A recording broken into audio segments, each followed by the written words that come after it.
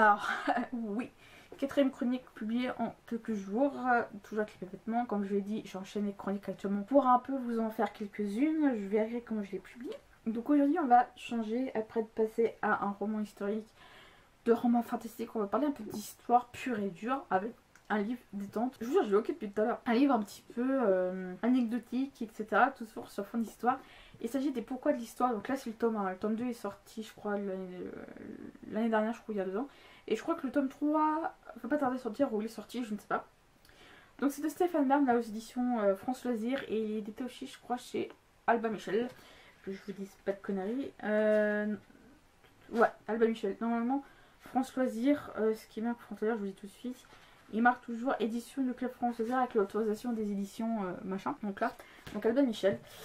C'est un petit roman petit, mais que j'ai vraiment adoré.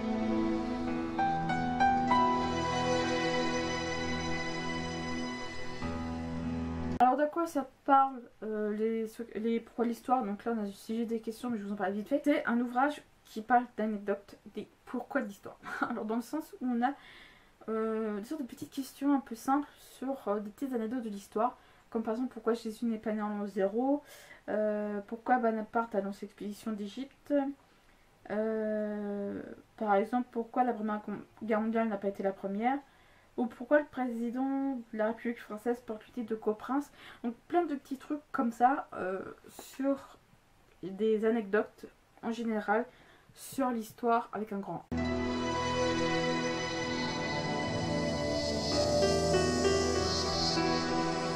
Alors je vais vous parler vite fait un petit peu de ce roman parce que je pense qu'il y a pas énormément de trucs à dire. Je pense que c'est peut-être la chronique un peu courte.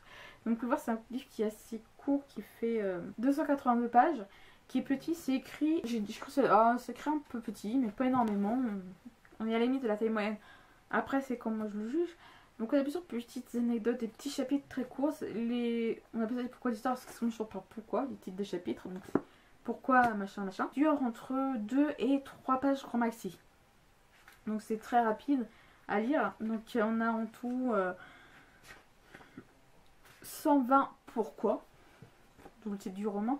Je dis 2 pages. Donc par exemple on a là, le chapitre 36 pourquoi la dynastie qui règne en Roumanie était d'origine écossaise. Donc on a le reflet de la lumière, je suis désolée. Donc voilà, on tourne et on alterne le chapitre. Donc je dis 2 pages.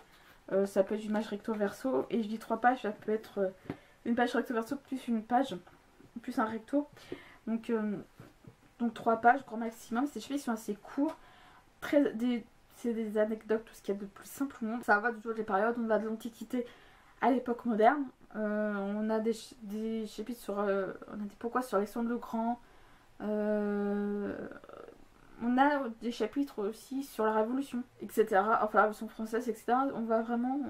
On sent qu'au début, on atterrit vraiment dans de vieilles genre Antiquité. Et plus on tourne les pages, plus on atterrit vers l'époque moderne. On a une espèce de chronologie, en fait.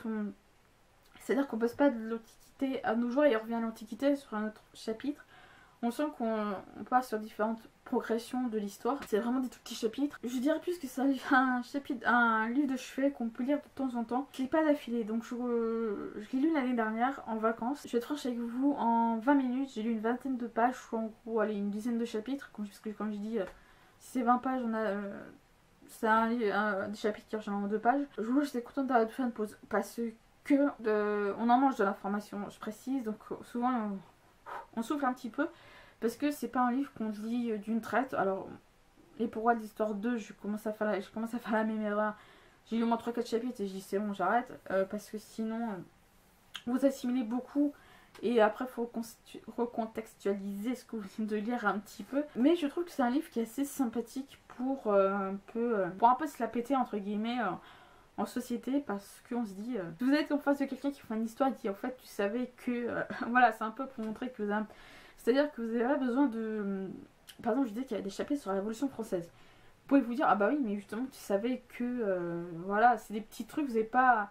avoir besoin d'un gros roman de 600 pages qui parle de la Révolution, vous avez seulement d'un petit point précis, et même des choses qu'on ne sait pas forcément. Le drapeau tricolore français, il nous vient de la Révolution française, mais je ne savais plus pourquoi, d'où il nous venait ça. Je savais qu'il nous venait de la Révolution française, mais j'ignorais qu'entre la Révolution française et maintenant, le drapeau a changé aussi entre temps. C'est-à-dire qu'il n'est pas resté tricolore de la Révolution française en 2016.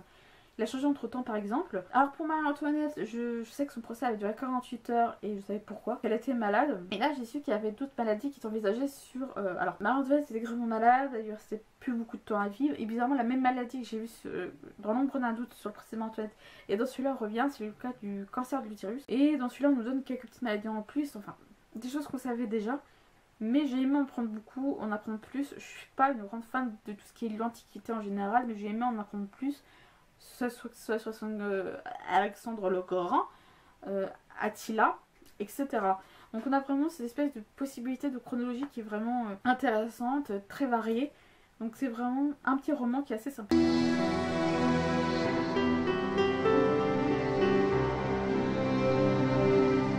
Donc ce roman, je ne donnerai pas de points positifs, à part le fait que je vous déconseille d'essayer de lire les livres d'une traite, à part si vous avez un bon cerveau qui est bien boosté, qui est prêt à recevoir un max d'informations, je vous le déconseille de lire d'une traite parce que je vous jure, vous bouffez de l'information, c'est impressionnant, même les secrets d'histoire, j'ai du mal à lire d'une traite. C'est vraiment des courts chapitres, etc. Mais bon. Sinon, dans le sens, c'est très bien écrit, c'est des petites anecdotes sympathiques, très courts, de 3 pages maxi de minimum, donc je pense que ça peut être très simple à lire. C'est bien ficelé, c'est vraiment un petit point précis, vous n'avez pas besoin d'en connaître les grandes lignes du reste. C'est vraiment intéressant, en tout cas. Je crois que j'avais mis 18 ou 19 justement, le problème que justement qu'on commence pas mal d'informations. Au moment où je tourne cette vidéo, j'ai le tome 2, je vais être un bon tiers, voire pas loin de la moitié. Donc voilà, c'est vraiment un livre qui peut être très sympathique à lire et sur lequel vous voulez si vous avez envie un peu de vous frimer un petit peu en histoire. Et puis moi je trouve que c'est intéressant pour ceux qui aiment l'histoire, qui ont envie d'apprendre des petits trucs, tout ce qui est plus simple. Peut-être que vous savez déjà des choses, mais ce roman peut vous en apprendre d'autres. Donc ça vaut vraiment le coup que vous y tentiez au moins une fois.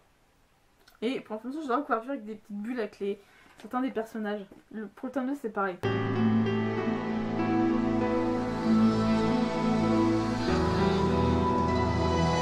Chronique sur les pourquoi de l'histoire de Stéphane Bern, donc il dit chez Albin Michel et Françoisière est fini. J'espère que ça vous aura plu. Si vous voulez commenter et autres, dites-le moi en commentaire si vous les attendez à... Alors, n'hésitez pas à me dire en commentaire si vous voulez que je vous chronique le tome 2. Je pense que je vais le faire, mais ça peut être intéressant d'avoir votre avis, parce que les deux sont pas dans une continuité certaine. Donc si vous avez aimé, dites-le moi. Si vous n'avez pas aimé, dites-le aussi. Et sur ce, je vous dis de bonnes lectures.